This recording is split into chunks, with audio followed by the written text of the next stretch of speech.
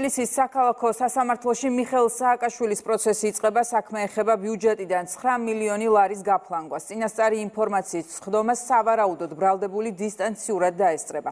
მარიამ ქართველიშვილი გაგვაცნობს დეტალებს. ნათია, რამდენიმე წუთში უნდა დაიწყოს საქალაქო სასამართლოში 9 მილიონი ლარის ბიუჯეტიდან გაფლანგვის საქმე. ჯერჯერობით უცნობია დაესწრება თუ არა დისტანციურად ბრალდებული და მსჯავრდებული მიხეილ სააკაშვილი.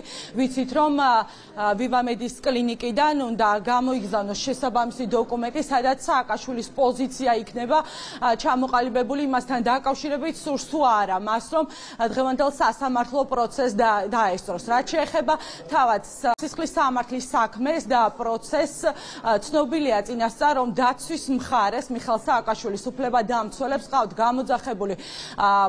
გამოძახებული თემურ მღებრიშვილი, რომელიც 2014 წლებში იკავებდა სახელმწიფო დაცვის სპეციალური სამსახურის უფროსის თანამდებობას და როგორც თემურ ჯანაშიამ, სახელმწიფო დაცვის სპეციალური სამსახურის ყოფილმა უფროსმა, რომელიც ასევე არის ბრალდებული სააკაშვილთან ერთად 9 მილიონი ლარის გაფლანგვის საქმეში, მთავარი კითხვები სწორედ თემურ ჯანაშიას აქვს.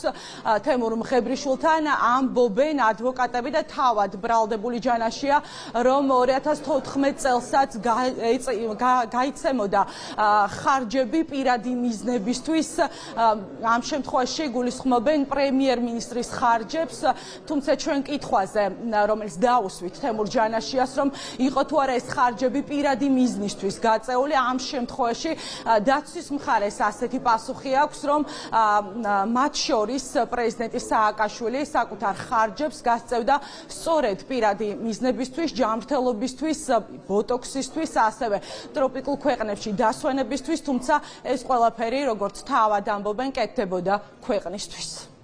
ბატონი თემურაზ მღებრიშვილი იკავებდა სახელმწიფო დაცვის სპეციალური სამსახურის უფროსის თანამდებობას ანზორ ჩუბინიძის შემდგომ პერიოდში და ჩვენ გვაქვს წარმოდგენილი განკარგულება, როდესაც სახელმწიფო დაცვის სპეციალურ სამსახურს დაევალა სპეცრეისის ხარჯის ანაზღაურება პრემიერ-მინისტრის განკარგულების საფუძველზე და სწორედ ამ კომპონენტში ჩვენ გვაინტერესებს მისი პასუხები კითხვებზე, ვალდებული იყო თუ არა ზოგადად სამსახური შეესრულებინა ვის დაქვემდებარებაშიც იყო მისი განკარგულებები და ყოველგვარი რევიზიის, ყოველგვარი წინაპირობების გარეშე ეს იყო თუ არა სავალდებულო. ეს არის დოკუმენტალურად დადასტურებული და იმედი გვაქვს ბატონი თეიმურაზიც სასამართლოს ხდომაზე იგივეს დაგვიდა. ჩვენ ყველა შემთხვევაში ვიძახით ერთ რამეს, რომ სახელმწიფოს ხელმძღვანელს აქვს ვალდებულებები, მას აქვს საპროტოკოლო ხარჯები, მას აქვს მგზავრობის ხარჯები და ასე შემდეგ და ასე შემდეგ.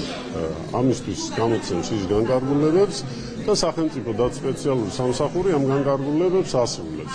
რაც შეეხება ახლა მოცემულ შემთხვევაში ჩვენ არ ვიძახით, რომ ეს არის დანაშაული.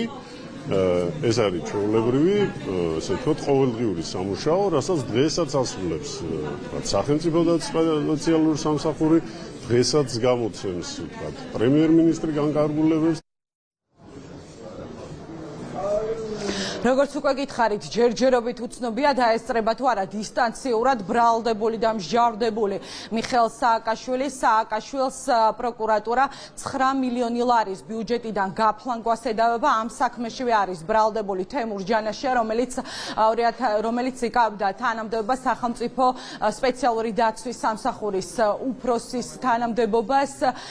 ორი ბრალდებული ყავს ამ სისხლის სამართლის საქმეს. პროკურატურას კი 10 ტომი მტკიცება აქვს საუბარია წერილობით მტკიცებულებებზე, რომელიც არის გრიფით საიდუმლო ხარჯები და ამ ხარჯებს შორის არის მაყურებელს შევახსენებ ისეთი დოკუმენტები და ხარჯები, როგორიც არის მაგალითად ბოტოქსი, ასევე მოგზაურობა თანაგუნდელებთან ერთად ტროპიკულ ქვეყნებში, ასევე ძვირადღირებული საჩუქრების ამსახველი ქვითრები და სხვა სულ 10 ტომი მტკიცებულებაა და დღეს დაცვის მხარე კითხავს თემურ მღებრიშვილს, რომელიც 2014 წელს იკავებდა სახელმწიფო დაცვის სპეციალური სამსახურის უფროსის თანამდებობას, თუმცა ჯერჯერობით უცნობია მოვა თუ არა საქალაქო სასამართლოში თემურ მღებრიშვილი და დაუსვამენ თუ არა მას შეკითხვებს დაცვის მხარე.